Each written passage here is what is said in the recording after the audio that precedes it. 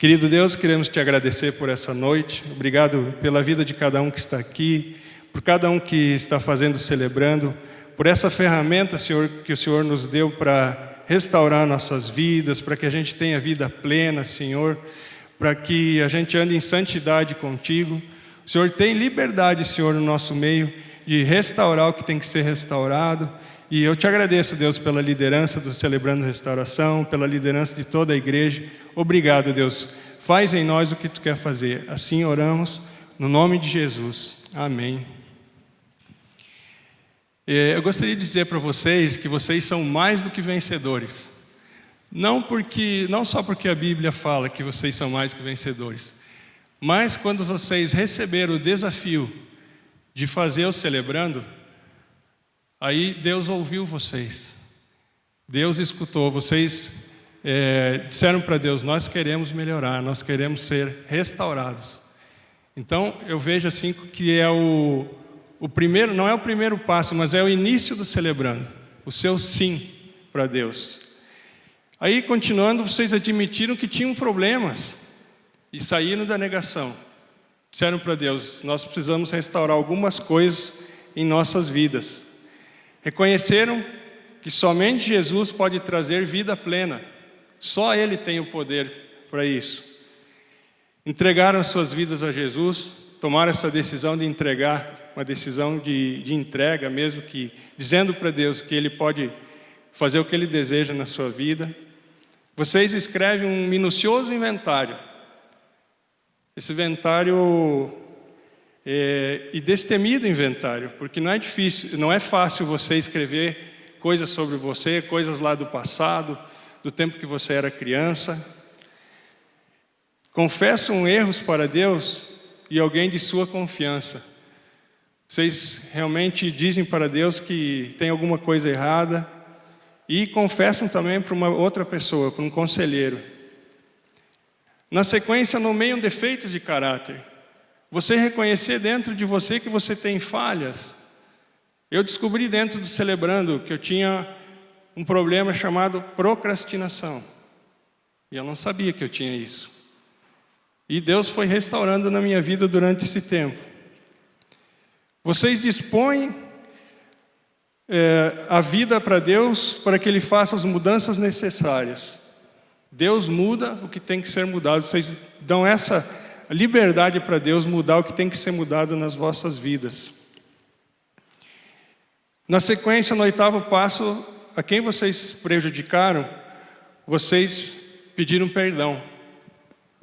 Vocês precisaram liberar perdão. Na sequência, repararam os danos, exceto quando fazê-lo poderia trazer mais danos.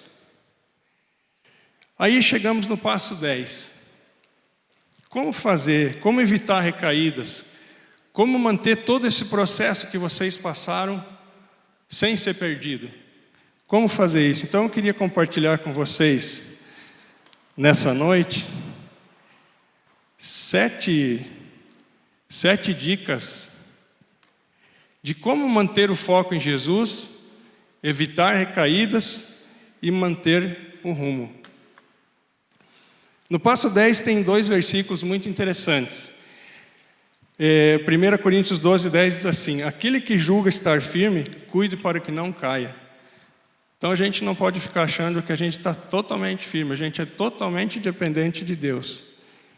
E também Lamentações 3:40 diz assim: examinemo-nos e coloquemo-nos à prova nossos caminhos e depois voltemos ao Senhor. Então eu gostaria de compartilhar 7 dicas para a gente evitar as recaídas e manter o foco. Primeiro, não faça tudo o que você deseja.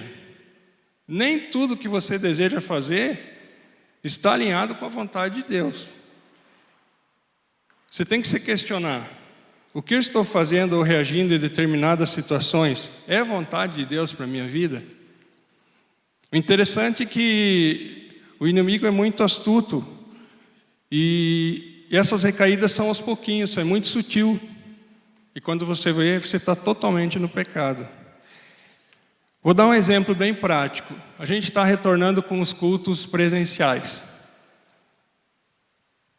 É muito bom ficar em casa. É muito bom estar lá no conforto do sofá.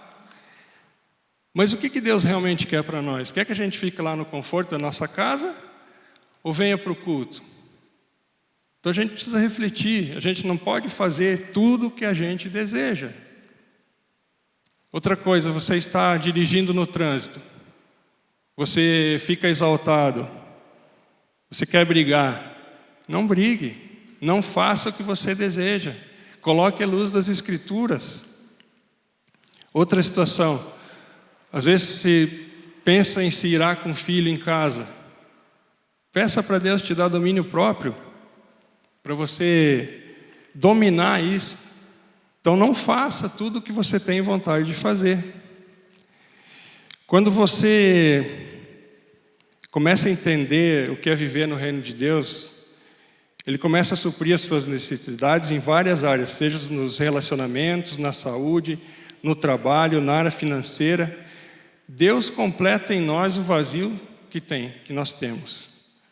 Faça a escolha por priorizar Jesus. Tudo isso precisa de decisão, precisa de esforço e precisa de compromisso.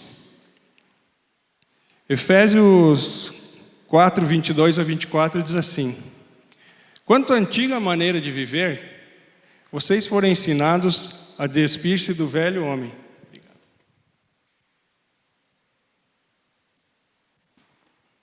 Vocês foram ensinados a despir-se do velho homem, que se corrompem por desejos enganosos, e a serem renovados no modo de pensar, e revestir-se do novo homem, criado para ser semelhante a Deus em justiça e em santidades provenientes da verdade.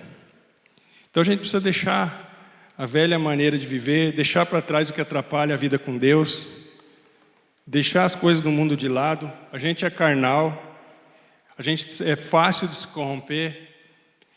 Então a gente precisa deixar as coisas de Deus entrar na nossa vida. Porque Jesus é a verdade que nos dá vida, nos liberta e nos transforma. Segunda dica.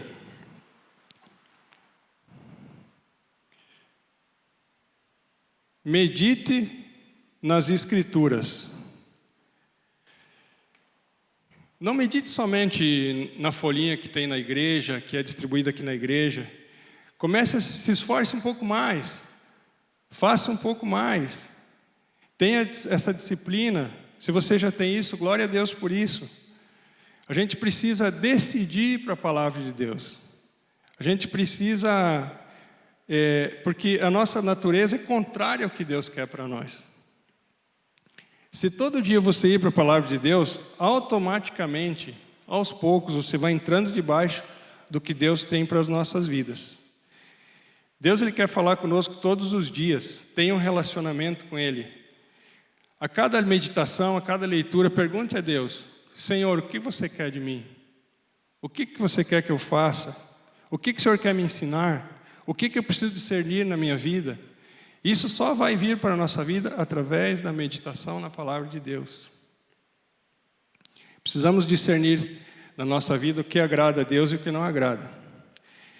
O estudo da palavra diariamente nos funciona como uma ótima arma na nossa batalha diária. Faça um plano de leitura individual ou em família.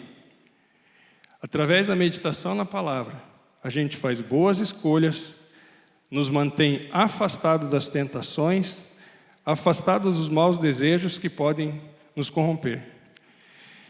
No versículo, no Salmo, o salmista fala ali no Salmo 1 a 3. Como é feliz aquele que não segue o conselho dos ímpios, não imita a conduta dos pecadores, nem se assenta na roda dos zombadores. Ao contrário, sua satisfação está na lei do Senhor, e nessa lei medita dia e noite. É como a árvore plantada à beira das águas correntes, dá fruto no tempo certo, as suas folhas não murcham, e tudo o que ele faz prospera. Eu gostaria de destacar nesse versículo ali que ele faz uma comparação entre a meditação e uma árvore plantada que dá fruto. Ela não está dando fruto só porque ela está do lado de águas correntes. Ela está dando fruto porque ela tem uma raiz. E essa raiz mantém ela firme ali onde ela está. Essa raiz nutre ela, sustenta ela. E o principal, a água desse riacho não entra na planta. A planta precisa fazer um esforço para tirar a água desse riacho. A meditação da mesma forma nas nossas vidas. A gente precisa meditar para criar raízes com Deus, para a gente ter sustentação em meio às dificuldades, nas tempestades, passar por uma pandemia que nem nós estamos passando. Precisamos meditar na palavra, estar enraizados em Deus. Como é feliz, e ainda diz assim, que a gente é feliz, produz frutos e prospera. Lembrando que a gente está falando de atitudes para a gente evitar recaídas, manter o rumo e estar focado em Jesus. Terceira dica: medite, ore diariamente. Converse com Deus todos os dias. Ele espera o momento que você entrará em contato. Seja de manhã, seja tarde, reconheça suas falhas, suas fragilidades, abra seu coração. Deus aguarda o seu pedido de ajuda, Deus aguarda que você abra o coração para Ele, que você compartilhe tudo o que lhe aconteceu, ou durante o dia, ou num período. Por isso que a gente fala no passo 10, faça o inventário diário, faça um inventário periódico. Se a gente olhar diariamente, a gente tem a constante companhia do Senhor nas nossas vidas. Não precisa a gente só orar no nosso quarto, a gente só orar. Pode orar no carro, ore no carro quando você está. Eu sou representante comercial, eu costumo orar muito dentro do carro. Em situações não só de dificuldades, mas em situações que eu vi que eu realmente precisava me colocar para Deus, sim. Fui para o meu quarto, orei ali, entreguei para o Senhor. Peça ajuda a Deus através da oração para melhorar várias áreas da sua vida. Trabalhe fortemente onde você precisa melhorar. Se você não ora, você não está incluindo Deus na sua vida. Como você vai permanecer firme se você não conversa com aquele que tem o poder de nos sustentar nessa caminhada? Manter-nos no rumo e evitar nossas recaídas. Tiago 5,15 diz assim: e a oração feita com fé curará o doente, o Senhor o levantará, e se houver cometido pecados, ele será perdoado. Reparem aqui que nesse versículo fala que a gente precisa realmente confiar e entregar. E há uma cura física, cura o doente, que está doente, está enfermo, e há uma cura espiritual. Os pecados são curados através da oração.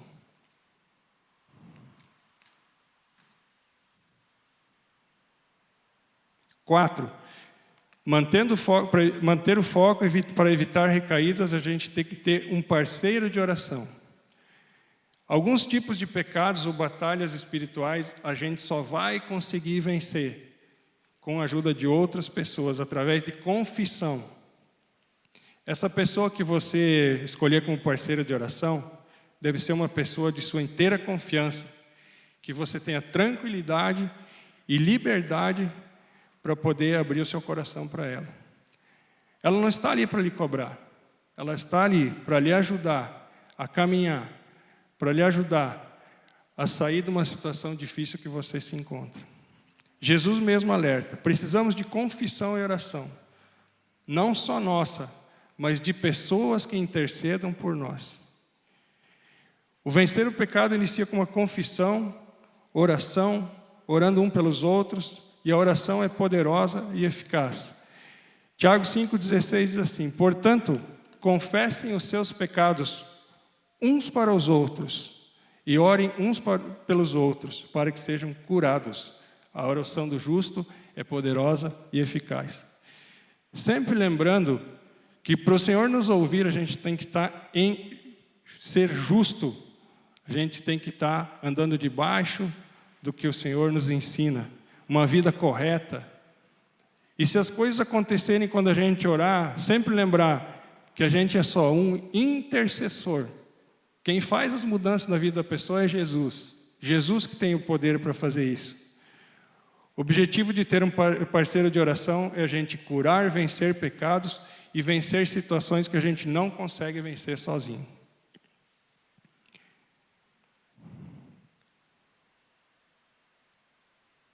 Cinco, fuja da aparência do mal.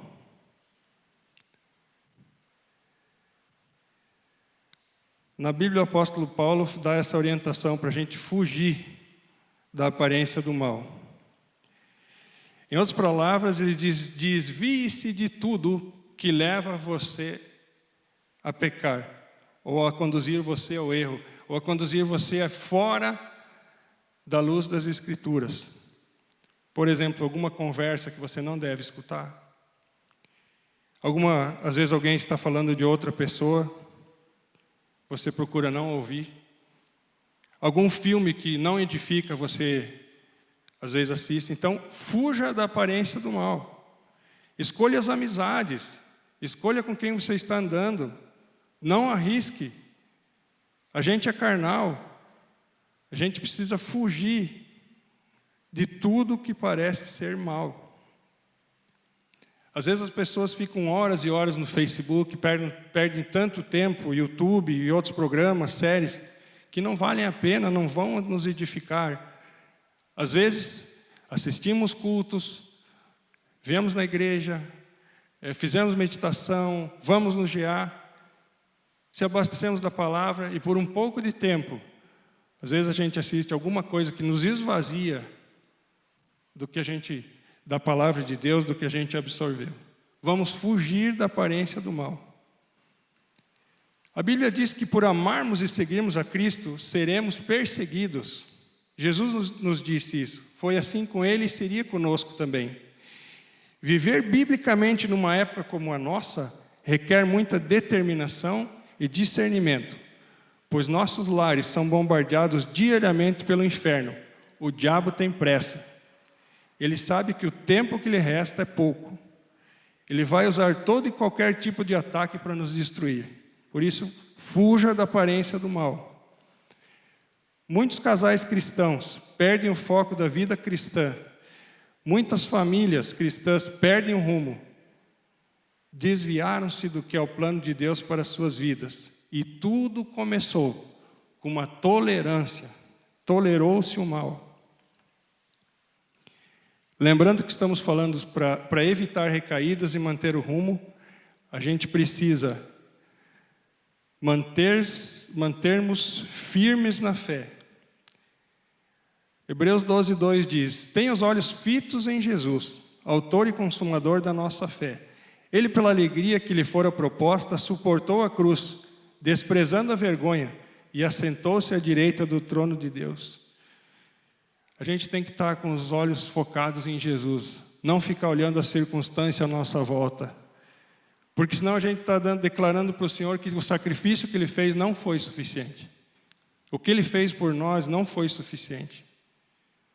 A gente precisa ter coragem para enfrentar os desafios, ser forte diante das dificuldades e principalmente ter fé. É muito fácil a gente falar para as pessoas: você precisa ter fé, você precisa ter fé. Mas eu quero ver quando a gente tiver que exercitar a nossa fé, nós mesmos exercitarmos a nossa fé. Não fiquem fazendo coisas que as pessoas que não têm Deus fazem. Creia no poder transformador de Jesus. Só Ele tem poder de gerar fé em nós, fazer as transformações necessárias em nossa vida. Não se distraia com as coisas do mundo. Se a gente perder o foco de Jesus, isso pode nos levar a perder a fé. Por isso, não perca tempo e deixe de lado tudo que te afasta do reino de Deus. Devemos olhar para Jesus, Ele que gera fé em nós através do Espírito Santo. Precisamos enfrentar as batalhas diárias, evitando as recaídas. Se cair, recomece, porque Deus sabe que nós somos seus filhos. E Hebreus 11:6 diz que sem fé é impossível agradar a Deus. E último, para encerrar, busque o primeiro amor.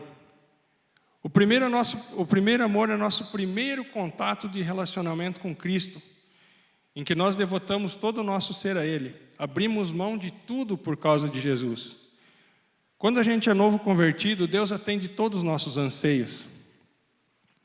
Mesmo os mais pequenos, mas com a caminhada, Deus quer que a gente cresça, não deixando a gente permanecendo como crianças, mas crescendo espiritualmente como a gente cresce fisicamente. O primeiro amor é um fogo de grande intensidade em nosso íntimo, que coloca Jesus acima de todas as demais coisas. Isto foi bem explicado numa parábola de Cristo que diz assim: o reino dos céus é semelhante a um tesouro oculto no campo, o qual certo homem, tendo-o achado, escondeu, e transbordante de alegria vai e vende tudo o que tem e compra aquele campo. O Senhor está falando de alguém que, além de ter muita alegria quando recebeu o Senhor Jesus como Senhor e Salvador, ainda se dispõe a abrir mão de tudo que possui, de riqueza, de bens materiais, de tudo, para desfrutar do que Deus tem para ele, se livrar de tudo que atrapalha. Essas duas características, a alegria e abrir mão de tudo o que está à nossa volta, são evidentes na vida de quem tem um encontro real com Jesus.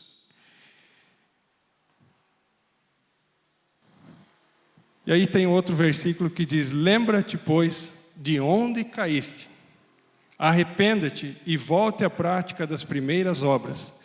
Se não veio a ti, moverei do seu lugar o teu candelabro, caso não te arrependas. Apocalipse 2:5. Aqui Cristo menciona 3 passos para a gente voltar ao primeiro amor. Se você ainda tem o primeiro amor por Jesus, glória a Deus por isso. Mas se você não tem, a gente precisa buscar isso, para a gente continuar focado em Jesus e evitar as recaídas. Primeira coisa, ele fala no versículo: lembra-te, que é um dos passos do passo 10 do celebrando. Avaliar, avalie aonde você caiu. Segundo, arrependa-te. No passo do celebrando diz: reconheça que você está errado. Reconheça que você está errado, que você precisa voltar a esse primeiro amor. Você precisa ser intenso com Deus. E terceiro, volte à prática das primeiras obras. O passo do celebrando diz: corrigir. Corrija o rumo para evitar as recaídas. O primeiro passo é recordar, lembrar do tempo anterior à perda do primeiro amor. Não há melhor maneira de retomar o primeiro amor relembrando os primeiros momentos da nossa fé, da nossa experiência com Jesus. Portanto, a perda do primeiro amor é considerado uma recaída e necessita de pronto arrependimento. Muitos crentes continuam se dedicando à obra do Senhor, continuam fazendo ministérios, servem a Deus, têm GA, mas perderam o entusiasmo, perderam a alegria e perderam a intensidade com Deus. Busque esse primeiro amor. Fazem o que fazem por hábito, por rotina, por medo, por galardão, por qualquer outros motivos, os quais, acompanhado do primeiro amor intenso, fariam sentido, pois sozinho não fazem sentido. Então, a gente precisa, para manter o foco em Jesus, não fazer tudo o que a gente deseja. Precisamos meditar nas Escrituras. Precisamos orar continuamente. Para evitar as recaídas, precisamos ter um parceiro de oração.